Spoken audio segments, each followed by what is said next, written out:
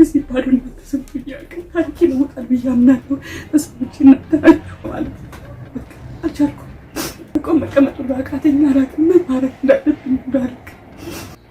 ጋዜጠኛ መቅደስ ደበሳይና ዘማሪ ሶፊያ ሽባባው በሀሳብ ተቃርኖ ተፋጠዋል። የዚህ ሁሉ መነሻ አርቲስት ገነት ንጋቱ ነች።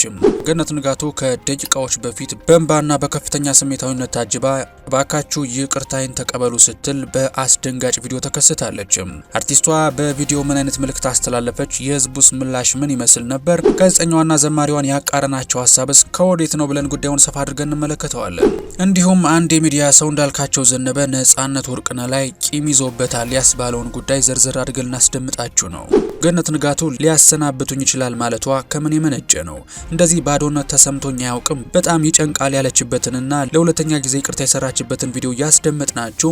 በሷ በኩል የተነሱትን የጋዜጠኛዋንና የዘማሪዋን ሀሳብ አክለን እንዲሁም የሷን ቪዲዮ ተከትሎ አሁንም በማህበራዊ ሚዲያ ላይ ለሁለት ሀሳብ የተከፈለውን የተመልካችን ሀሳብ ሰብሰብ አድርገን ይዘናል። እንደተለመደው አብራችሁን ጥቂት ስትዘልቁ ጉዳዩን ዘርዝር አድርገን እናስደምጣችኋለን። የተወዳጁ አርቲስት ነጻነት ወርቅነህ አሊያም ነፂ ድንገተኛ ህልፈት መላውን የጥበብ ቤተሰብና አድናቂ በሀዘን ድባብ ውስጥ በጣለበት በዚህ ወቅት አርቲስት ገነት ንጋቱ ከሰዓታት በፊት ያጋራችው የቲክታክ ቪዲዮ በማህበራዊ ሚዲያ ላይ ሌላ የመነጋገሪያ አጀንዳ ሆኗል። ገነት በቪዲዮ ላይ ከወትሮ በተለየ ሁኔታ በእንባ ታጅባና እጅግ ተሰብራ የታየች ሲሆን በገጠማት ከፍተኛ የአእምሮና የነፍስ ጭንቀት ምክንያት እስከ መጨረሻው ሊያሰናብቷት እንደሚችሉ በመፍራት ነፍሷ መፈተኗን በግልጽ ተናግራለች። በቃ ጥንካሬ ጠፋ። እንደዚህ ባዶነት ተሰምቶኝ አያውቅም፣ በጣም ይጨንቃል ስትል የገለጸችው አርቲስት ገነት በህይወቷ ላይ የገጠሟት ፈተናዎች ከአቅሟ በላይ እንደሆኑባትና ሰውነቷ መቆጣጠር በማትችለው ደረጃ እንደሚንቀጠቀጥ ስታስረዳ ታይታለች። ይህ የአርቲስት ገነት ንጋቱ የሀዘንና የንስሐ ቪዲዮ በማህበራዊ ሚዲያ ተጠቃሚዎች ዘንድ ሰፊ የሀሳብ ክፍፍልን ፈጥሯል። በአንድ በኩል አርቲስቷን በጽኑ የሚኮንኑና በድርጊቷ የተከፉ ወገኖች እየተወነች ነው በሚል ጥርጣሬያቸውን ሲገልጹ ይታያሉ። እነዚህ ወገኖች በሰው ሞትና ሀዘን ላይ እንዲህ አይነት ድርጊት መፈጸም ይቅርታ የለውም በሚል አቋም መቼም ቢሆን ይቅር አንላትም የሚሉ ጠንከር ያሉ አስተያየቶችን እየሰነዘሩ ይገኛሉ። በተለይ አውቆ ያጠፋና ሳያውቅ ያጠፋ ይቅርታ የሚደረግለት ፍጥነትና ሁኔታ ይለያያል የሚለው መከራከሪያ ገነት የፈጸመችው ስህተት በቸልተኝነት አሊያም ባለማወቅ የተደረገ ሳይሆን ሆን ተብሎ የተሰራ አድርገው ለሚመለከቱት ሰዎች ዋነኛ መሟገቻ ሆኗል። በሌላ በኩል ደግሞ የሰው ልጅ ስህተት ሰሪ መሆኑንና ይቅርታ የጠየቀን ሰው መቀበል የሰብአዊነት መለኪያ መሆኑን የሚገልጹ በርካታ አስተያየቶች እየተሰነዘሩ ነው። ሰው ስህተቱን ካመነና ዝቅ ብሎ ይቅርታ ከጠየቀ ይቅር ማለት የሰው ባህሪ ነው፣ እኛም ከፈጣሪ ጋር ይቅር ብለንሻል የሚሉ ወገኖች ለአርቲስቷ የሞራል ድጋፍ እየሰጧት ይገኛሉ። አትጨነቂ፣ እግዚአብሔር ይቅር ባይ ነው፣ ራስሽን አዋርደሽ መተሻልና እኛም ተቀብለንሻል በማለት በቪዲዮ ላይ የታየውን ስብራትና የጤና መታወክ የተመለከቱ ደጋፊዎቿ አሁን ከትችት ይልቅ መጽናናት እንደሚያስፈልጋት እየገለጹ ነው። በአጠቃላይ የአርቲስት ገነት ንጋቱ ቪዲዮ በማህበረሰቡ ውስጥ በይቅርታ በስህተትና በሀዘን አያያዝ ዙሪያ ጥልቅ የሆኑ የሞራል ክርክሮችን ቀስቅሰዋል። የአርቲስቷ መረበሽና መቆም መቀመጥ አቃተኝ ማለቷ የጉዳዩን አሳሳቢነት ቢያሳይም በህዝቡ ዘንድ ያለው ቅሬታ ሙሉ ለሙሉ አለመርገቡን ግን አሁንም የተለያዩ ምልክቶች ይታያሉ። ይህ ክስተት በማህበራዊ ሚዲያ ዘመን የቃላትና የድርጊት ክብደት ምን ያህል ከባድ እንደሆነ ዳግም ትልቅ ትምህርት የሰጠውን አልፏል። እንግዲህ አርቲስቷ ከደቂቃዎች በፊት ባጋራችው የይቅርታ ቪዲዮ ላይ ስለ ጉዳዩ ያብራራችው ጉዳይ ባይኖርም ግን መረበሿንና መጨነቋን በቪዲዮቿ ላይ ለመግለጽ ሞክራለች። በዚህም እንግዲህ ምንም እንኳን ስህተት ብትሰራም ለረጅም ጊዜ የገነባችው ስሟ ላይ አመድ ብትነሰንስም ከዚህ በላይ እንድትጎዳ ግን መፍቀድ የለብንም። አሁን ይቅርታዋን ልንቀበል ይገባል። ምንም ቢሆን የልጆች እናት ናት የሚሉ ሀሳቦችም በስፋት ሲንሸራሸሩ ተመልክተናል።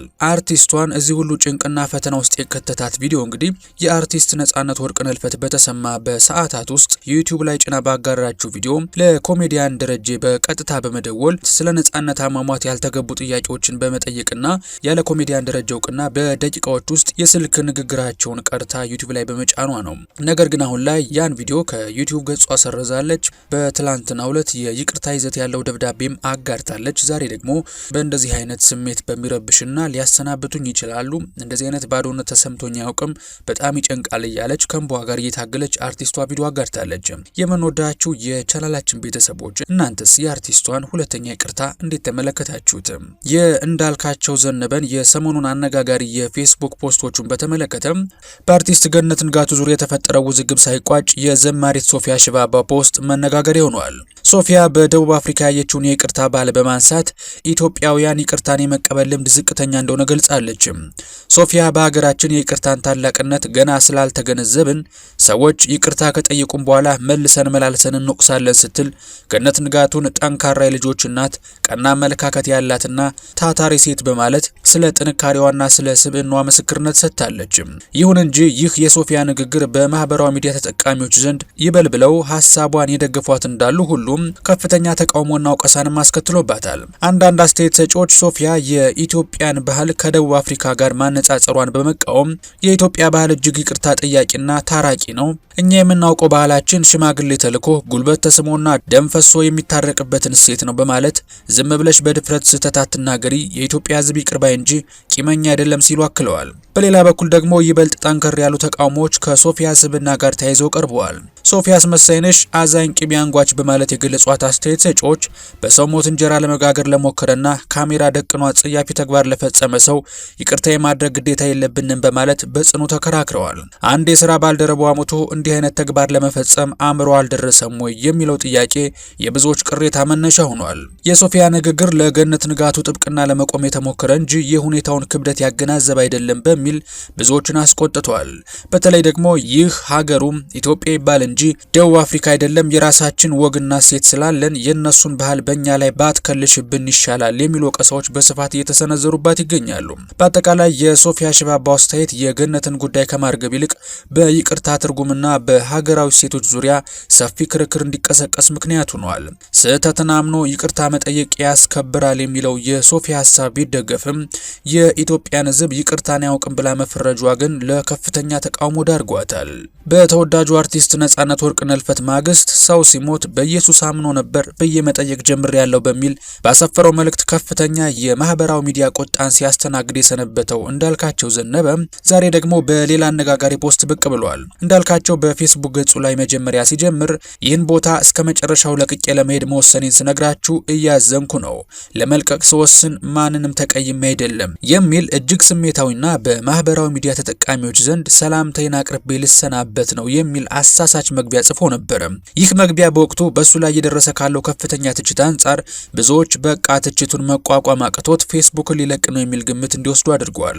ሆኖም ግን ጽሑፉን ወደታች ዝቅ ብለው ሲያነቡ እንዳልካቸው በመጨረሻ ላይ ባሻዬ ይህንን የተናገረው ግድንግዱ ጥቁር ተጫዋች ሮሜሎ ሉካኮ የኢንተር ሚላንን ክለብ በለቀቀ ጊዜ ነው። አንተማ እኔ ከፌስቡክ ልለቅ መስሎህ ደስ ብሎ ነበር፣ እኔ የትም አልሄድም፣ ገና ወንጌልን እሰብካለሁ በማለት ለቋል። ይህ ድርጊቱ በተለይም ከአርቲስት ነጻነት ወርቅነህ ስንብት ጋር ተያይዞ ቀደም ሲል ባሰፈረው ኢየሱስን ሳትቀበሉ እንዳትሞቱ የሚለው ንግግሩ ህዝቡን አሳዝኖ ባለበት ወቅት መከሰቱ ሁኔታውን ይበልጥ አጋግሎታል። ተከታዮቹና የማህበራዊ ሚዲያ ተጠቃሚዎች እንዳልካቸው የሰዎችን ሀዘንና ስሜት ወደ ጎን በመተው ጉዳዩን ወደ ግል እልህና ትኩረት የመሳብ ተግባር ቀይሮታል በሚል በጽኑ ወቅሰውታል። በተለይም በሰጡት አስተያየት ወዳጄ ወንጌል የምስራች ነው፣ የምስራች ደግሞ የሚነገረው በፍቅር ቃል እንጂ በእልህና በቁጣ አይደለም፣ ያለ ጊዜው ካፎት የተመዘዘችው የጴጥሮስ ሰይፍ ሰማዕት አያሰኝም በማለት ክርስቶስ ጴጥሮስን የገሰጸበትን መጽሐፍ ቅዱሳዊ ታሪክ በማስታወስ መክረውታል። በርህራሄና በፍቅር መማረክ እንጂ በሰይፍ መማረክ የሰማይ ወግ አይደለም በሚል እንዳልካቸው ጀብደኛ ከመሆን ወጥቶ ወንጌልን በህይወቱና በሰብአዊነቱ እንዲያሳይ ጥሪ አቅርበውለታል። አስተያየት ሰጪዎቹ አክለውም ኢየሱስ የሚሰበከው በፍቅር ነው፣ መጀመሪያ ከመናገር በፊት የምትናገርበትን መንፈስ አረጋግጥ፣ የእኛን ህይወት አይተው ነው የሚመጡትም የማይመጡትም በማለት የእንዳልካቸው አቀራረብ ሰዎችን ከማቅረብ ይልቅ ይበልጥ እያራቀ መሆኑን ገልጸዋል። አንድ የሁለታ ወዳጅ ነኝ የሚል ሰው እንዳጋራው ከሆነ እንዳልካቸው ዘነበ ነጻነት ላይ ቂም መያዙን የሚያስረዳ አንድ ታሪክ በማህበራዊ ሚዲያው ላይ አጋርቷል። ያም ታሪክ እንግዲህ እንዳልካቸው ዘነበ ጄቲቪ ላይ ትዝብትን ከእንዳልክ ጋር የሚል ፕሮግራም ሰርቶ ተወዳጅነትን ባገኘበት አንድ ምግብ ቤት ላይ ነጻነት ወርቅነህን ያገኘውና በጣም እንደሚወደውና እንደሚያደንቀው ነግሮት ፕሮግራሜ እንዴት ነው ታየዋለህ ወይ? አንተንስ መምሰል ችዬበታለሁ ወይ ብሎ ይጠይቀዋል። ነጻነት ወርቅነህን በራስ ቀለም ታወቅ፣ እንደ ከሌ የሚያወራው ልጅ ተብሎ መታወቅ ለአንተ ምንም አይጠቅምህም፣ ማለቱን ተከትሎ እንግዲህ ከዛን ቀን በኋላ እንዳልካቸው ዘነበ ለነጻነት ወርቅነህ ያለው እይታ የተንሻፈፈ እንደሆነ ሁለቱንም ከአመታት በፊት ጄቲቪ ላይ ስሰራ አውቃቸዋለሁ ያለ አንድ ሰው በማህበራዊ ሚዲያ ላይ ሀሳቡን አጋርቷል። የሀሳቡን ባለቤት ስም አለመጥቀሳችንና ሙሉ ጽሁፉን ወደ እናንተ ያለማድረሳችን ምክንያት ጉዳዩን ያብራራበት መንገድ ለናንተ ለተመልካቾቻችን አይመጥንም ብለን በማሰብ ዋና ሀሳቡን ብቻ እንድትረዱት በማሰብ ነው። እንዳልካቸው ዘነበን በተመለከተ ይሄ ሁሉ ምስቅልቅል የተነሳው እንግዲህ የተወዳጁ አርቲስት የነጻነት ወርቅነህ ህልፈት ከተሰማ ከሰዓታት በኋላ አሁን ሰው ሲሞት ኢየሱስን ተቀብሏል ወይ ብዬ መጠየቅ ጀምሬያለሁ በማለት እንግዲህ አርቲስቱ ነጻነት ወርቅነህ አሁን እንዳልካቸው ዘነበ የሚከተለውን እምነት ባለመከተሉ የአርቲስቱን መንፈሳዊ ህይወት ጥያቄ ውስጥ ለመክተት ያሰበ ነው በሚል ከፍተኛ ተቃውሞና ትችት ቢገጥመውም እንግዲህ እንዳልካቸው ዘነበ አሁንም የማንንም ሃይማኖት የማንንም ስም አልጠቀስኩም በማለት ነገሩን ከማስተባበል ይልቅ በልህና በግልፍተኝነት አሁንም በዛው አቋም ይቀጥላል ማለቱን ተያይዞታል። እናንተስ እንግዲህ በዚህ ጉዳይ ያላችሁ ሀሳብ ከወዴት ይሆን?